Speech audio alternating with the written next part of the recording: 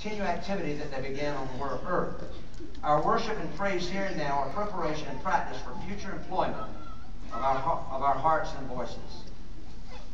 It's good that we spend time singing, praising, and worshiping God. Why? Because we're practicing for heaven. And believe me, no matter how we may feel about worship being boring and tiring, it will not be. Instead, it'll be glorious and fulfilling. It doesn't mean that you have to jump around and make all kinds of wavy things. That's fine, to clap and do that, express yourself. But it means that as you connect with God, you worship Him as you feel led in the moment. It may be to bow your head and be quiet. But it may include jumping around, dancing and leaping and praising God.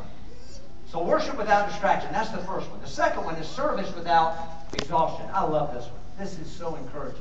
Because the older I get, I'm getting tired.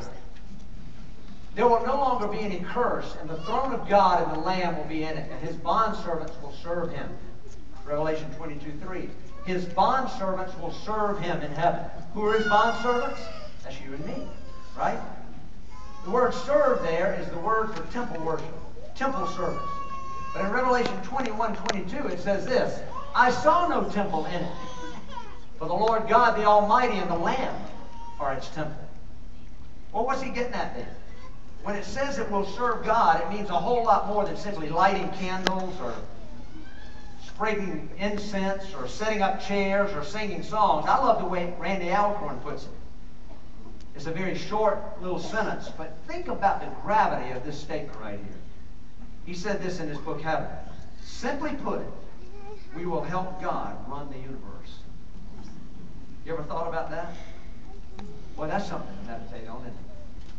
And while we don't know exactly what running a universe involves, we can imagine, and several quotes give us insight into the possibilities. From Oswald Sanders' book, Heaven by Far, he quotes John MacArthur saying this, in heaven we will not spend our time sitting on the edge of a cloud and playing a harp, or strolling golden streets or picking flowers in a massive celestial garden.